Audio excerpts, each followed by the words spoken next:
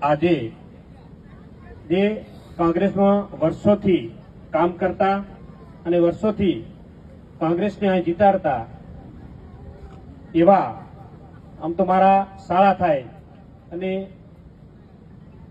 એમને વારંવાર હું રજૂઆત કરતો કે વિકાસ કરવો હોય અને ગામનું સારું કાર્ય કરવું હોય તો ભારતીય જનતા પાર્ટીમાં જોડાવવું જોઈએ. પણ એમણે ખૂબ મંથન કર્યું. મંથન કર્યા પછી પણ એમને સાચી દિશા લાગી કે સાચું કાર્ય કરવું છે તો ભારતીય જનતા પાર્ટીમાં જોડાવવું પડશે. એટલે એમને આજે ખૂબ સારો નિર્ણય લીધો છે. એટલે એમને તમામને હું અભિનંદન પાઠવું છું કે મોડો લીધો પણ સારો. ઓલું કહેવત છે ને, મોડી લેવી પણ ઓડી લેવી. એટલે એમણે આજે સારો નિર્ણય લીધો છે. એમને તમામને અભિનંદન પાઠવું છું. થોડા સમય પહેલા મારા વિસ્તારની અંદર પણ વાવ વિધાનસભામાં હજારો કાર્યકર્તાઓ એમણે પણ વિચાર્યું કે જ્યારે વિસ્તારનું કામ કરવું અને વિસ્તારનો વિકાસ કરવો અને વિસ્તારને સાચી દિશા આપવી હોય તો સાચો નિર્ણય લેવો પડે. તેમણે હજારો કાર્યકર્તાઓ પણ કોંગ્રેસ છોડી અને ભારતીય જનતા પાર્ટીની અંદર કેસ ધારણ કર્યો. જ્યારે સર્વ સમાજ એક દિશામાં ચાલતી હોય અને મોદી સાહેબે જે સપનું જોયું હોય કે આત્મનિર્ભર ભારત અને વિકસિત ભારત બનાવવાનું જે 2047નો મેપ નક્કી કર્યો હોય તો સર્વ સમાજે ટેકો આપ્યો. એક જ સમાજ ઠાકોર સમાજ હજુ એક કયા વિચારધારા સાથે એમણે એક જ કોંગ્રેસને પકડી રાખ્યો. હમણાં જ વાત કરી એમ કે કોંગ્રેસની કોઈ ટિકિટ નહીં લેતું તો ઠાકોર સમાજને આપી દે. મારા વિસ્તારની અંદર કોંગ્રેસને કોઈ ટિકિટ લેવા તૈયાર નથી તો ઠાકોર સમાજને ઉભો કરી દીધો. ઠાકોર સમાજે હાથ પકડી લીધો કોંગ્રેસને ટિકિટ લેવા માટે. પણ એમને હજુ કહેવા માંગુ છું કે ભારતીય જનતા પાર્ટી જે વિચારધારા સાથે કામ કરી રહી છે અને જ્યારે બહુમતી જેવો એક જિલ્લો હોય, જ્યારે વાવ થરાદ જિલ્લો એક બહુમતી ભારતીય જનતા પાર્ટીનો જિલ્લો છે. આમ તો તમને કહેવા માંગુ છું, અમે ઘણી રિક્વેસ્ટ કોંગ્રેસને કરી હતી, કીધું અમારા ભેળા રહો, પણ તમે આ હાઈવે જોઈ અને વાવ થરાદમાં નથી રહ્યા એટલે તમને પણ પસ્તાવો થાય એવું કામ અમે વાવ થરાદમાં કરવાના છીએ. બહુમતીથી જિલ્લા પંચાયત પણ બનાવશું અને તાલુકા પંચાયત પણ બનાવશું. અત્યારે હમણાં જ મોદી સાહેબ આવ્યા હતા અમારા વાવ થરાદ જિલ્લામાં. નાણીની અંદર વાવ થરાદ જિલ્લો એક નાણીની અંદર ઇન્ટરનેશનલ એરપોર્ટ પણ બનવા જઈ રહ્યું છે. એટલે તમે પસ્તાવાના કે ઇન્ટરનેશનલ એરપોર્ટ પણ વાવ થરાદ જિલ્લામાં બનશે. પણ વાંધો નહીં, પાડોશમાં છો એટલે લાભ બધો મળશે.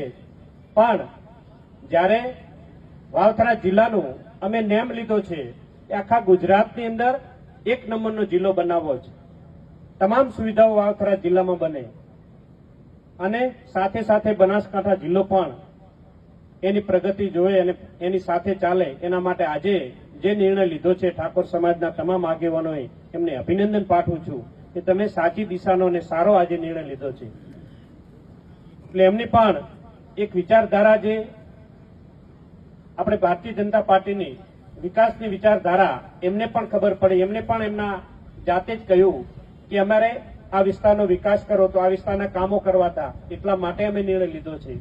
પણ જ્યારે કીર્તિસિંહ બાપુ હું જ્યારે એમને ત્યાં મહેમાન ગતિ જાઉં ત્યારે તમારા વખાણ જ થાચા કે આવા ધારાસભ્ય અમને ક્યાંય ન મળે. સર્વ સમાજને સાથે લઈને ચાલવા વાળા આપણા કીર્તિસિંહ બાપુ એમના વખાણ જ કરે. પણ ક્યાંક એ લોકો કોંગ્રેસમાં જોડાયેલા એટલે કે અમે કોંગ્રેસમાં બેઠા. કીધું હવે શું કોંગ્રેસમાં વધ્યું છે, અમે તમારા સગાવાલા બધા બીજેપીની અંદર લવિંગજી હોય, હું નાગરજી હોય, તમામે તમામ એમનું સગું બધું ભાજપમાં. અને જયારે 2022ની ચૂંટણી લડતો હતો ત્યારે બાપુએ કીધું કે હવે તો તમે લડો રાજો, તમે જ કેવરો, તોય અટકાતા હતા અહીંયા પ્રચાર કરવા આવવામાં કે અમે તો કોંગ્રેસમાં છે. એટલે પણ તમામ સમાજ હવે તો તમે લડી રહ્યા છો, તમારે અટકાવવાનું ના હોય, તમારે ખુલીને આવવાનું હોય. એટલે હવે એ પણ સમાધાન થઈ ગયું. હવે ભારતીય જનતા પાર્ટીનો પણ ખેસ પહેરી લીધો એટલે એ પણ આડું આવતું નથી. એટલે હવે ખુલીને મદદ કરશે. અહીં પણ આપણી તાલુકા અને જિલ્લા પંચાયતની ચૂંટણી આવી રહી છે. અમે તો વાવ થરાદ જિલ્લામાં નિર્ણય કર્યો છે કે અમે તમામે તમામ જિલ્લા પંચાયત અને તાલુકા પંચાયત બહુમતીથી બનાવવાના છે. એવો તમે પણ વાવ થરાદની બનાસકાંઠાની અંદર તમે પણ એવો નિર્ણય લો કે આપણે પણ જિલ્લા પંચાયત અને તાલુકા પંચાયત બધી ભાજપની બને. હવે જ્યાં જ્યાં પણ એવું લાગતું તેવું બધું આ ચંદુજીની આવ્યા એટલે રિઝલ્ટ આપણને મોટું મળવાનું છે. ભારતીય જનતા પાર્ટીને રિઝલ્ટ મોટું મળશે. એટલે તમામે તમામ જ્યાં ટીવી અચકાતો હતો પણ એ આજ સાફ કરી નાખ્યું. એટલે તમામને અભિનંદન પાઠવું છું.